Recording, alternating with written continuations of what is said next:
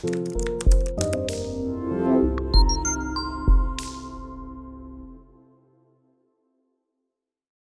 this is James Wagner, the Assistant Commissioner of the Colonial States Athletic Conference. And during the 2021 academic year, we'll use our Friday feature to talk to several members of the CSAC family and different constituents about their experiences going into the fall sports season. Um, and this week we talked to Josh Spivack, who is the men's soccer coach at Centenary University, talking to Josh about the challenges he faced in the offseason, getting ready for now what is a suspended fall season, and what he can do to keep his team motivated.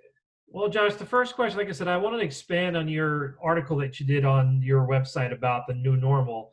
Obviously, during the spring, you didn't have a non-traditional season. During the summer, you weren't allowed to get together. So, how did you communicate with your team during the off season?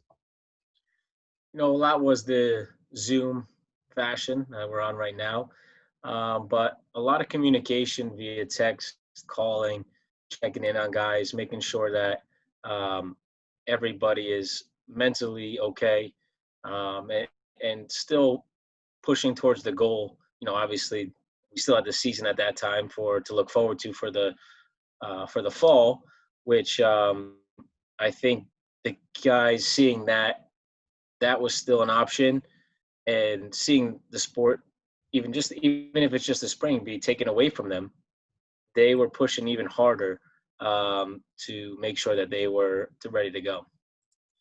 So obviously the fall takes on a different look. Usually you have the student athletes moving in, you have the freshmen getting acclimated, preseason camp. Obviously with things being different now, with practicing students coming back a little bit later, coming back in different waves. What does the fall look like for you guys? Right now, I mean, trying to get them together in team environments as much as we can, obviously, following guidelines and such, but trying to uh, get the sense of the team camaraderie together, and making sure that they realize that they're doing this for a bigger purpose. They're taking these sacrifices for a bigger purpose, and utilizing that to go forward, and continue in their studies, and still being part of a team without actually being able to compete. And obviously with the protocols you talk about when it comes to obviously with game day, but now even with practice, not being able to be in only being in certain groups, different instructions, obviously social distancing, face covering. When you sit down, obviously you plan your practices a certain way. When it comes time to do these practices now in the fall with the pandemic still going on, what are some of the challenges you have when it comes to planning out your practice? Challenges would be obviously just the different groups, but keeping the same consistent message within those groups. I think that's going to be the the most difficult, but also a good way to basically check your coaching. Check your teaching, check your coaching. Make sure that um, your message is consistent with each group that comes out. Obviously, your energy's got to be there as well. Um, but I look at it as a positive, because we have an extended amount of time. Everybody wants more time with your players and your team. We have an extended amount of time to teach things, and we can go a little bit slower, really hone in on um, our tactics and our personal building, and make sure that we are focused on that every single session. And the final question I ask you, Josh, is that, obviously you've seen different sports restart. Obviously, being involved in soccer, you've seen the Premier League restart. You've seen a lot of leagues in Europe restart. The MLS seems to be doing pretty well with their restart. Seeing all that, what does it do for you for hopes for playing maybe, obviously there are no fall sports championships, but maybe playing a season late in the fall?